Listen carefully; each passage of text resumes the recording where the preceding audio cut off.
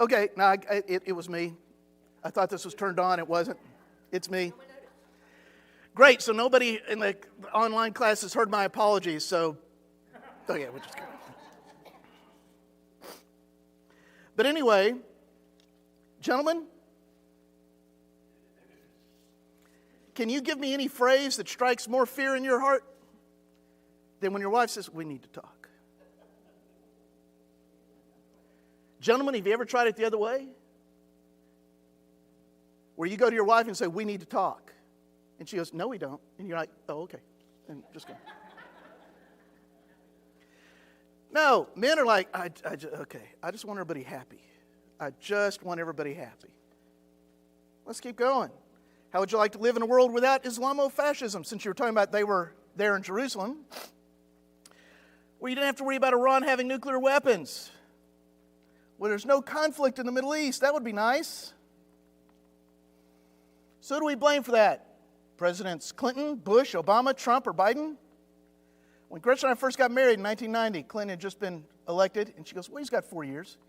He can figure out the Middle East by then. And I'm like, uh-huh. Yeah, right. We can blame Abraham. That's right. That leader of faith. He's called by God. Follow me. I'll take you to land. He does. He's called by God. Sacrifice your son Isaac. Okay. It's fine. So how, with all that faith, when Isaac wasn't born yet, and Sarah came to him and said, yeah, we don't have a kid. Take my servant, have sex with her, and let's have a kid. Why didn't Abram go, yeah, no, God talked to me, and this out? No, it's like, if that'll make you happy. We first moved here, I was going to get a Chevy Avalanche. Loved that vehicle till Shamron wrecked it. But I was getting the base Avalanche. I had negotiated online, everything like this. We go to pick it up. And Gretchen looks at it and says, the wheels are too small. And I just said, excuse me? The wheels are too small. You need bigger wheels. And I'm like, well, honey, to get bigger wheels, I have to upgrade the whole thing. I'll need the bigger engine and a drivetrain and the four-wheel drive package. And he's like, yeah, it needs to have bigger wheels. And I always remember the sales guy was looking at me going, is this really happening? I'm like, quick, before she changes her mind, go get the other one. He's like, dude, man, you just lucked out.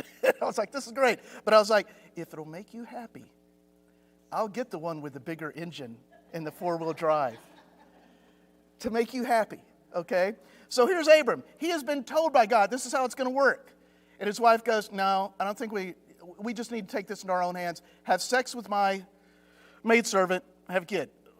Okay, if it makes you happy.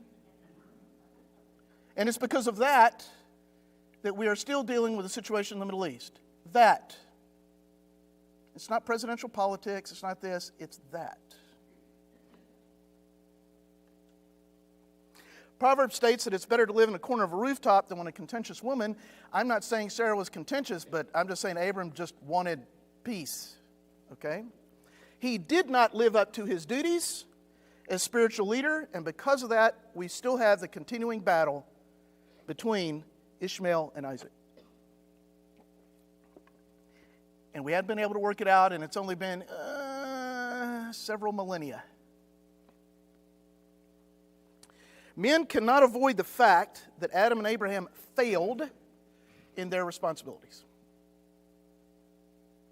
Because we have the spiritual responsibility of leading our families. We may not want it, but we got it.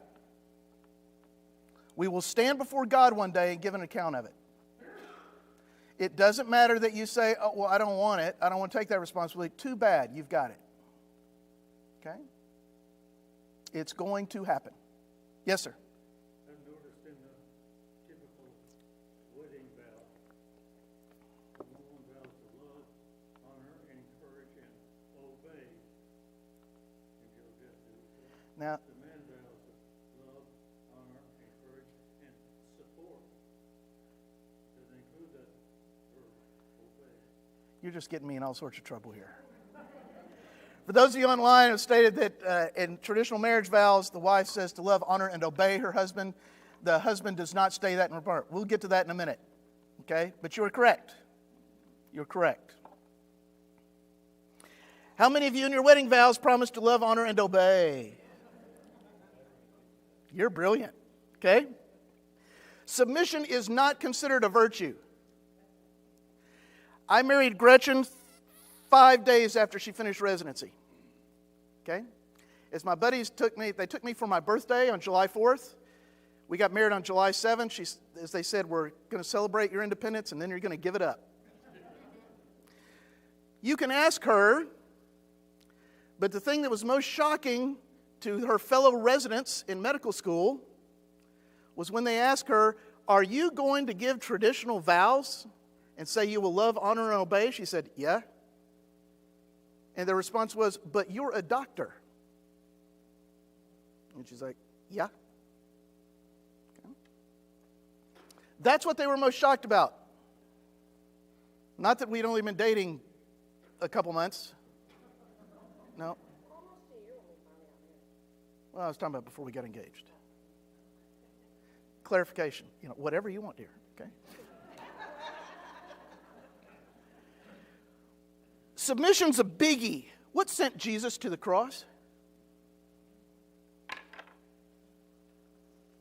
I hate to break it to you, but it's not that big word we always want to throw around in church. Love. Sorry, it's not. In the Garden of Gethsemane, Jesus did not say, Lord, take this cup of anguish from me, but because I love these people, I'll do it. He said, Lord, I don't want to do this. Take this cup of anguish from me, but not my will, but yours be done. There's another word for that phrase. It's called submission. Now, I'm not saying Jesus did not show love. When he asked God to forgive those who were crucifying him, that was definitely love. But what put him on that cross was not love, it was submission.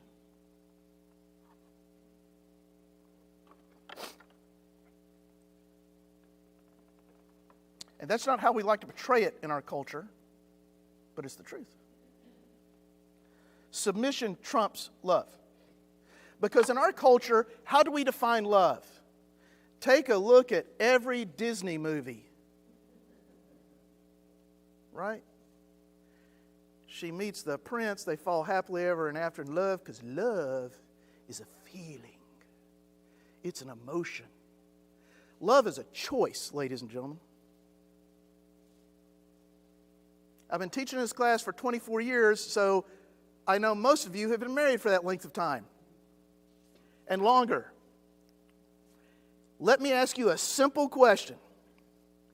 In the morning, when you get up and you look at your spouse, do you feel that same woohoo that you did that first date? No.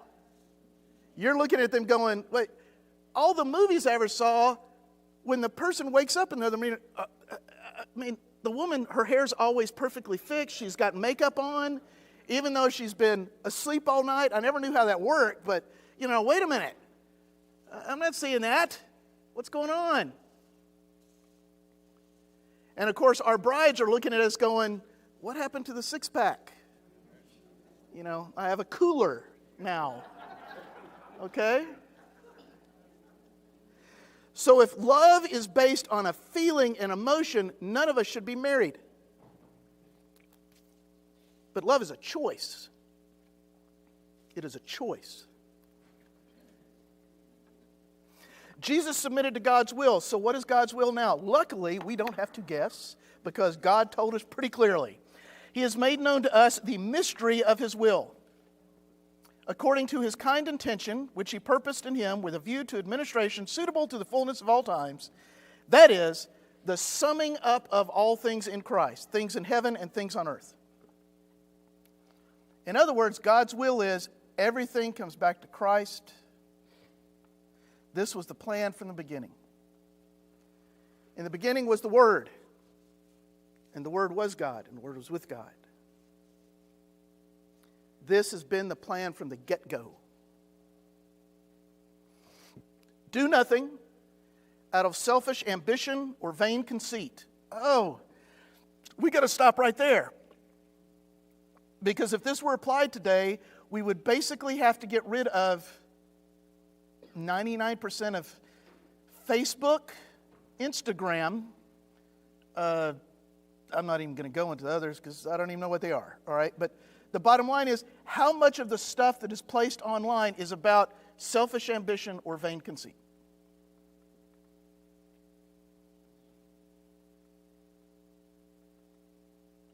Let me ask you this. This coming week, when you're looking at your feeds, just try and count how many things you see isn't at its base selfish ambition or vain conceit. Don't get me wrong, I'm not criticizing any of y'all and like, but sometimes I just want to go on Facebook and say, it's been a crummy day. You know, I didn't eat anything new and exciting. Didn't get any new hauls from Target, okay, or Amazon.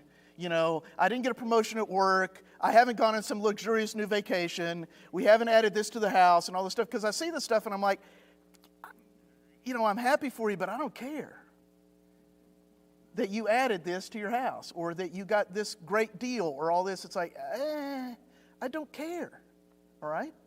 Now, I would care if you would show me how to get $5,000 worth of stuff for $1.50 in coupons. That I would be interested in, okay? But, you know, I don't care. But how much of this is about, ooh, look what I did?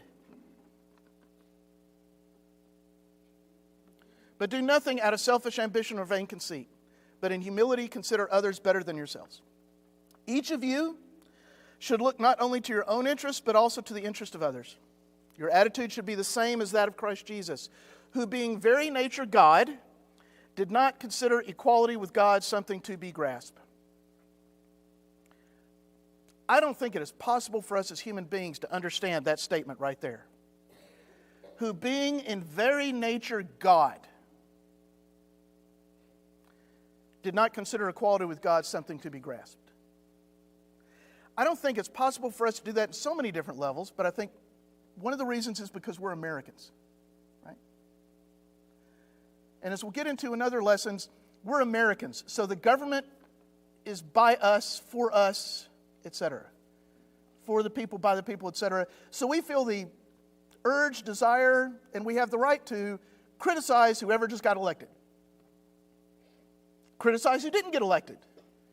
Criticize people just because we're Americans and we get to criticize. Okay?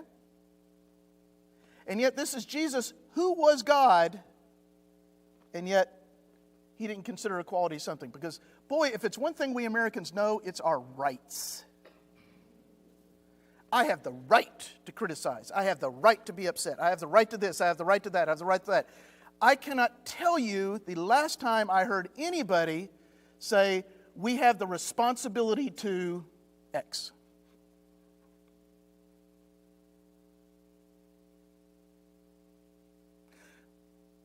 No, let me take that back.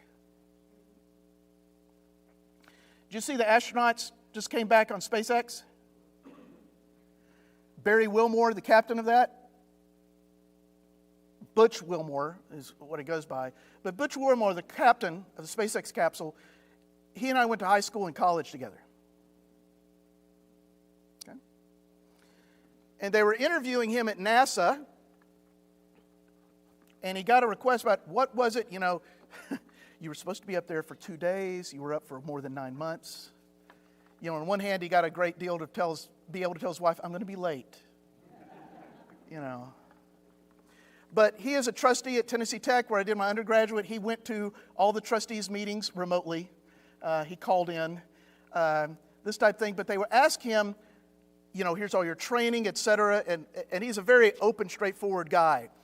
When he was going up, he piloted the space shuttle twice. And when he was first going up as captain, they said, you know, you've been a naval aviator, you've landed on aircraft carriers, you've been a test pilot, you've been an astronaut. What's the most difficult thing you ever did? And he immediately responded, passing calculus at Tennessee Tech. And I'm like, there is an honest man. Okay? But in the interviews afterwards, when I got him down, they were asking the astronauts various things, and they said, how did you get through this? Do you attribute your training and blah, blah, blah, etc.? And Barry said, no, church. Because he went to church every Sunday, remotely. Okay? Both with his congregation in Houston and the Baptist church he grew up with in Mount Juliet. And he says, as a believer in Christ, I've got to have that every week. I need it because it's about him. It's not about me. This is a man who and this is what did not come out in the news. When they were going to dock with the space station, the thrusters on the Dragon capsule stopped. So he flipped it off computer and landed it himself. Even though it went past normal NASA protocols that it should have been aborted. But the reason they couldn't abort is that with the thrusters out, he wouldn't have had control returning to Earth and they would have burned up in the atmosphere. Just a little pressure. Okay? Just a little. All right? But he pulled it off. And part of that is because of this. And being found in appearance as a man, he even humbled himself and became obedient to death. Obedient. In other words, he submitted. Even death on a cross. Therefore God exalted him to the highest place and gave him the name that is above every name, and that the name of Jesus every knee should bow, in heaven and on earth and under the earth, and every tongue confess that Jesus Christ is the Lord, to the glory of God the Father. Everything we study in Peter goes back to this. Jesus submitted to God, 1 Peter 1. Christians submit to Jesus. Christians submit to the government. Slaves submit to their masters. Wives submit to husbands. Husbands submit to wives. Young submit to the old. Submit, submit, submit, submit. All the things we love in America. Oop. To this you were called. Why? Because you're a Christian? No, because Christ suffered for you. Leaving you an example that you should follow in his steps. And by the way, that is potent. Mothers, how many times when your children in junior high and high school just drove you to distraction, did you say something like that? It says, I carried you for 9 months. I gave birth to you. Okay? And it's like, and this is how you repay me? Okay? I will tell you that I was in high school. Dad was low. And I am in my room and I'm reading something. And my mom had been on me to clean my room. And, I'm like, yeah, I'll get to it. And Dad just walked in. He leaned up in the doorway and he looked at me and he said, been having a good day, son? I'm like, yeah. He goes, your mother just walked by your door earlier today and just started crying. And walked away. You have a good day, son. Just turned around and walked off, and I'm like, Mom's crying because my room's dirty. And I told him later, I'm like, that was the lowest thing you ever pulled on me. There's no response to that. You made your mama cry. What kid is going to respond to that? And I cleaned my room, the house, went out and weed-eated. I cleaned everything all day. But it's like, man, that is low. But here's the catch. Christ suffered for us, that we should follow in his steps. He committed no sin, and no deceit was found in his mouth. And when they hurled insults at him, he did not retaliate. When he suffered, he made no threats. Instead, he entrusted himself to him who judges justly. He himself bore in his body on the tree so that we might die to sins and live for righteousness. By his wounds we have been healed. For you are like sheep gone astray. But now you've returned to the shepherd and overseer of your souls. So wives, in the same way, be submissive to your husbands, so that if any of them do not believe in the word, they will be won over without talk by the behavior of their wives. And when you see the purity and reverence of your lives. Was Jesus a doormat? Let's get into later. When he cleansed the temple,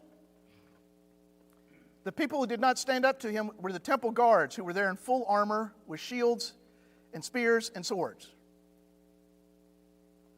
And Jesus was tough enough and the kind of guy that they were looking at him going, yeah, I don't want any of that. Yeah, I don't think so. I don't think so. He was not a doormat, but yet he submitted. 1 Peter 2:21, your beauty should not come from outward adornments such as braided hair and the wearing of gold jewelry and fine clothes. Instead, it should be of the inner self, the unfading beauty of a gentle and quiet spirit, which is of great worth in God's eyes. If you need examples of this, go back and watch every episode of Keeping Up with the Kardashians. And do the opposite. Okay? For this is the way the holy women of the past who put their hope in God used to make themselves beautiful. They were submissive to their own husbands, like Sarah, who obeyed Abraham and called him her master. Ooh, that's not one that goes over well in our culture. You are her daughters if you do what is right and do not give way to fear. Let's attach that one too, because we're going to come back to that for the next 4 lessons. Fear goes through all these topics. Husbands, in the same way, be considerate as you live with your wives and treat them with respect as the weaker partner and as heirs with you in the gracious gift of life, so that nothing can hinder your prayers. Husband, it says that we are to submit in the same way. If we don't, God won't listen to our prayers. I translate as that God isn't happy. Now it says weaker partner. Let's think about that for a second. This is my great-grandfather's blacksmithing hammer. I used to use in my shop. It's easily over 120 years old. Okay?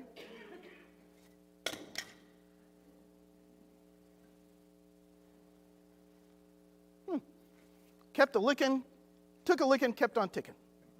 Not a dent on it. This is a Venetian glass bowl. When I got out of school, I took my little sister on one of these trips to Europe. We got this in Italy. What? Can't I drop this on the ground? So is this more fragile? Is this the weaker vessel? Which one's worth more?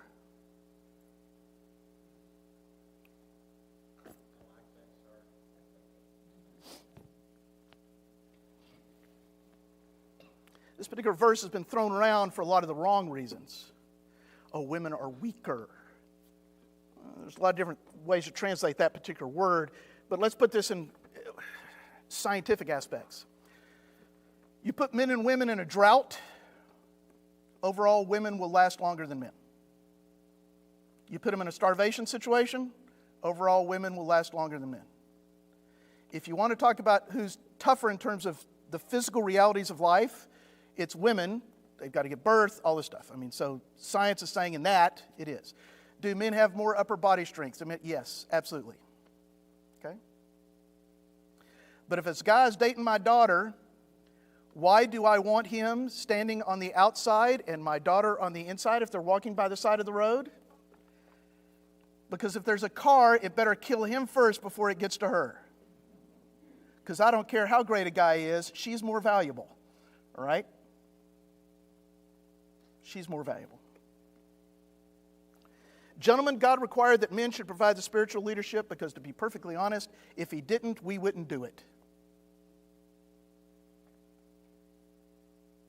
Okay, honey, yeah, you can go to church. Statistically speaking, women have always been more religious and spiritual than men. However, we always like to criticize the younger generation.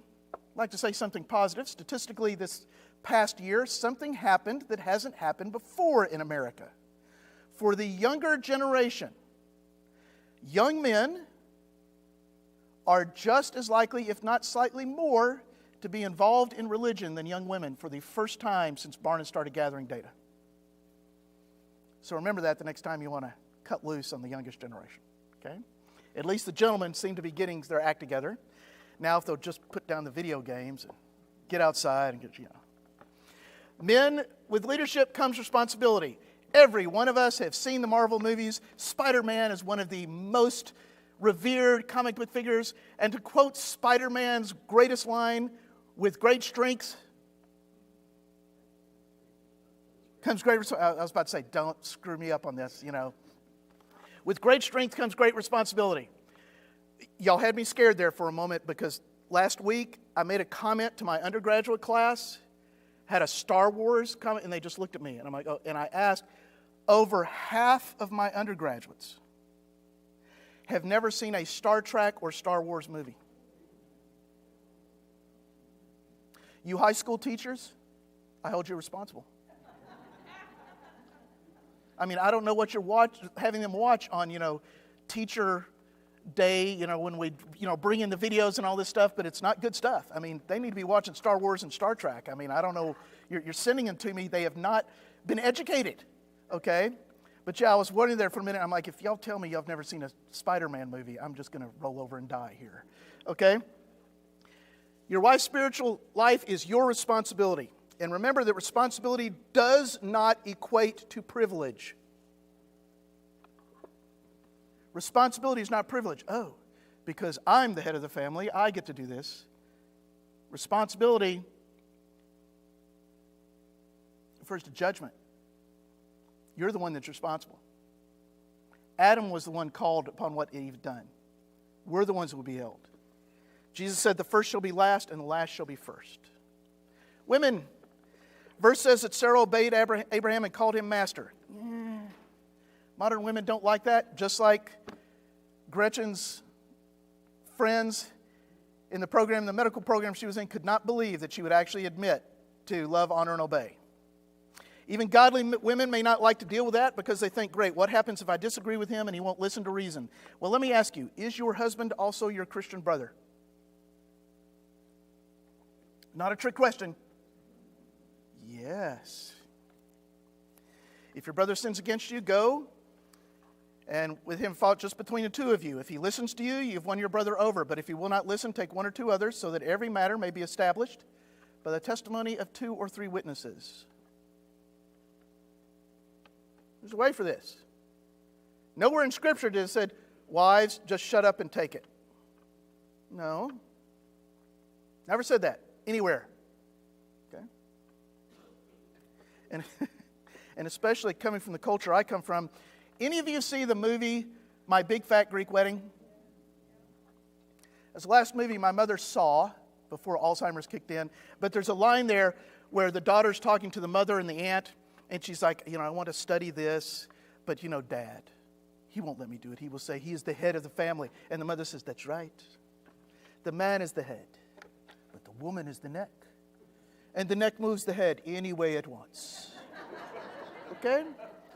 And so in Assyrian culture, the joke is, in public, the wife walks 3 steps behind the man. In private, yeah, it's a whole different thing. And I think I've told you before my dad could marry my mother, this is 1962. This is before prenups and anything else. He had to sign a document saying that if they ever got divorced, she got the kids. He had to fly her to wherever she wanted to be and buy her a house. He had to liquidate everything he owned. She got 50% of it, and she got 50% of everything he made in the future. Oh, and by the way, he had to pay for the wedding, and she got the dowry, because in Assyrian culture, the women get the dowry, because the idea is if anybody's going to screw this up, it's going to be the man. He gets it. And my girls are like, Dad, you're not going to do that. I'm like, oh, yes, I am. These guys come in, I want to marry your daughter. You love my daughter? Yeah. How much? Okay? So the catch is, nowhere in this does submission mean you're a doormat. It means somebody has to take the lead. And guess what? Part of that is because you're going to raise children. And kids get this. We first moved here, Shamron was 5, Lisa was 3. It was about 2 years later, whatever. We're coming back from somewhere, and the kids are in the back of the minivan, and Shamron goes, Daddy? Yeah. Is Mommy the head of the family, or is Daddy the head of the family? And I looked at Gretchen, she just smiled and looked at me, and she goes, yeah, I want to see how you handle this. And I'm like, danger, danger, Will Robinson. And I was like, well, your mother and I, we try and work everything out. We talk through things. We try and compromise, all that yada, yada you're supposed to say. And she is, young kids, they get it. And she's like, yeah, but Dad, if you disagree and you vote, it's a tie. So what do you do then? I'm like, argh. And I'm like, if I feel very strongly about it and I think this is what's best for the family, we do what I think is best because, yes, I'm the head of the family. Okay. Daddy? Yes. If you're head of the family, how come most of the time you just do what Mommy wants? And I said, because when you get married, you're given a book. It's called the Book of Marriage. And she said, yep. And I said, yep. And rule 1 of the Book of Marriage is, if Mama ain't happy, ain't nobody happy. And she's like, is there really a Book of Marriage? I said, there should be. Okay? There should be. As much as feminists don't like to hear it, there's actually something to the idea behind traditional roles. And okay, I'm not trying to get into a discussion of the big thing, trad wives and all. I'm not talking about sourdough bread making and all that. That's not what I'm talking about. Today in America, and it's been for many years, there are more female physicians than male physicians. And absolutely the overwhelming majority of female physicians go into primary care fields, pediatrics, internal medicine. They don't become neurosurgeons and cardiac surgeons. Some do, but the overwhelming majority do not. Why not? Gretchen, that's your cue. Oh, that's my cue. Why didn't you go into pediatric cardiology like you thought Well, before you met me? I chose pediatrics because I enjoyed it, but also because I knew that I would be able to work part-time and better manage work family. And that's the reason why the majority of female physicians do that. Because they say, we want children and we want to be able to be a mother to some degree. Because if you're a cardiothoracic surgeon, you ain't going to have a whole lot of time at home. Okay? There is something to this. In April 2002, I've shared this with you before, the American Heart Association, after studying 4,000 men and women over 10 years, found the following. And by the way, this is an empirical study where they were not studying this. I teach empirical methods. Okay? And it's something we call a priori bias. From the time Gretchen and I were married, she kept clipping out articles and handing them to me about how dark chocolate is good for you. And I always pointed out that these studies were always done by women. And I would show her studies where it said, beer is good for you. And I pointed out that these studies were always done by men. Okay? And we pointed out that this is what we call a priori bias. The researchers knew the answer they were looking for. Okay? And going through this. In this particular case, they were studying something else. But this was a finding they found. Men and women who defied traditional societal roles suffer more health consequences, such as heart disease, than those who adhere to traditional roles. The researchers took into account factors such as smoking, age, anxiety, stress, household responsibilities, blood pressure, weight, cholesterol level, diabetes, everything else. And all things being found equal, they found the following. The investigators did not find that high amounts of job stress, characterized as having high demands with little autonomy, were associated with an increased risk of heart disease. However, they did find that women who were in positions of high authority with high job demands suffered higher rates of heart disease than other women, although their male counterparts did not. Similarly, men who dubbed themselves primarily as house husbands, about 10% of the participants, had an 82% higher 10-year death rate than men who worked outside the home. When I was trying to finish my PhD, we had gone through infertility, and we ended up having both our children the last 2 years of my PhD thesis. Gretchen's working. I'm trying to take care of 2 infants. Lisa was colicky all the time. And the only thing that would comfort her was breastfeeding, an option unavailable to me, regardless of what people will say today. Okay, unavailable to me. Okay, and I would say that 82% higher 10-year death rate, I'd say that's low. That is low. Because I felt like I was dying most of the time. Okay? The catch is the following. Are there women that can do non-traditional? Absolutely. One of my heroes is Margaret Thatcher. And for those, I can use this example because y'all will remember this. Remember Falkland Islands? All her advisors, the President of the United States was telling her, y'all can't win this back. And she's sitting here having a cabinet meeting. And they're like, we can't do this. And she looked at all her advisors and said, I don't think you understand. Those are British citizens. We will go back. We will conquer that island back. And we will give those British citizens their freedom. And the steward comes in to take their lunch. And he goes, Madam, what would you like to have for lunch? He said, I'll have the steak. And he says, and the vegetables? And she looks around at all her cabinet members and she goes, the vegetables will all have steak too. Okay? They called her the Iron Lady for a reason. All right?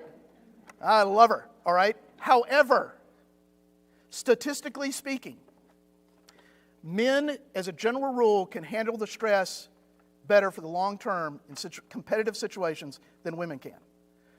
Can some women do it? Absolutely. Okay?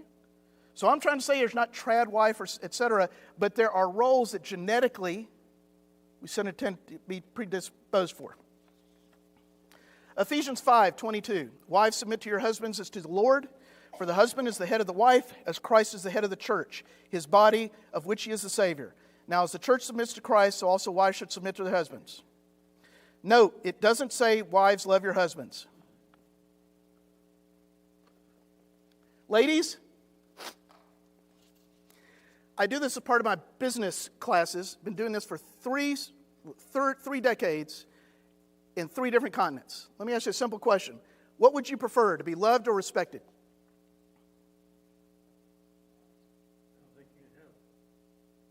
You're not a lady. Hold on. You've already shown great insight as to what my next slide's going to be, so I'm not... Statistically, over all the world, most are younger women say they want to be respected. Most older women say they want to be loved. The woman who did that study 3 decades ago is Shanti Feldhahn, who is doing a book on, what women wish their wives knew about, or what wives wish their husbands knew about women. Okay? And so she did this, and then she was going to recreate it and do this survey with men. And she goes to a survey company, and they once asked the same question, and they said, you can't ask these questions. These are trick questions. She says, what are you talking about? I've been asking that question on 3 continents for 3 decades. No woman has ever said to me, what do you mean? Because every woman automatically differentiates love and respect. Guess what? For men, it is a trick question. Because for men, it's the same thing. It is the same thing. And that's what she was told that, and she's like, wait a minute, what? And to her credit, she went in, she got her PhD at Harvard, she went and created this, because to men, it's the same thing. So let me translate this for you. Okay? Ladies, I'll make this as simple as I can. When the sink is leaking, and your husband's working on it, and you decide you're going to help him by suggesting you call a plumber, here's what your husband hears. She doesn't think I can fix this. Therefore, she doesn't respect me. Therefore, she doesn't love me. Now, I know all you women are going, wait, that's not what I meant. I didn't say that's what you meant. I'm saying that's what he heard. Okay?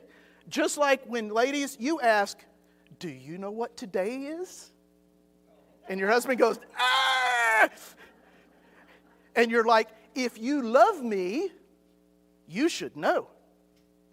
Or when we ask you, are you okay? I'm fine. If he loved me, he'd really know what's wrong with me. Well, it's the same type thing. Guys are going, love and respect are the same thing. That's why this verse says, women, do this. Men, do this.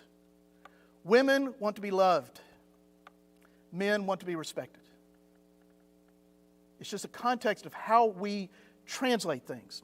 Husbands, love your wives just as Christ loved the church and gave himself up for her to make her holy, cleansing her by the washing with water through the word, and to present her to himself as a radiant church, without stain or wrinkle or any other blemish, but holy and blameless. In the same way, husbands ought to love their wives as their own bodies.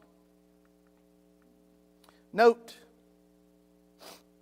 it doesn't say, husbands, submit to your wives, because women don't equate submission to love. It doesn't say, love your wives as your own bodies. Guys, have you spent more on yourself or your wife this past year in terms of money and time? That last tool you bought yourself. Can't believe I'm using this example, but I need to step them on shows. That last tool you bought yourself. How much did you spend on your bride? And remember this. Christ is called the second Adam. Adam, when confronted with his sin, said, it's her fault, punish her. Christ said, it's their fault, punish me.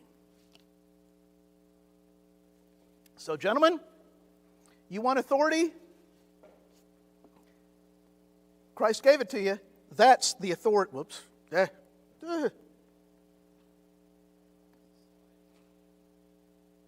Yep, it's a sign. I'm on my last slide, so let's go. Okay, hold on. For this reason, a man will leave his father and mother and be united to his wife, and the two will become one flesh. Again, note that the one flesh is husband and wife. So here's another one that, if it upsets you, I'm sorry, but this is what it says. Parents, grandparents, kids, they don't enter that equation. I'm not saying you shouldn't spend time with your parents or your grandparents and all that stuff. I'm saying the husband-wife bond trumps everything else. Period. End of discussion. Let us move along. Culturally, that has changed as well. In the 30s and 40s, if a woman worked outside the home, she was called a working wife. Today, if she works out the home, what is she called? A working mother. See who gets the focus? It's not the spouse, it's the kids. Now, I'm not saying you shouldn't love your kids and take care of your kids, but Scripture is very clear. Husband, wife trumps everything else. Even the kiddies. Okay, now I'm getting some looks that will probably... Class is over. Yeah, so now... But I'm saying this theme is what's going to go through all the other wonderful topics we're going to cover, like government and persecution and everything else. It's submission that you're going to see all through this. And it's going to make us uncomfortable because we don't like it in America. But that's what the Scriptures say. So don't blame me. Bring it up with God. Okay? Y'all have a good one.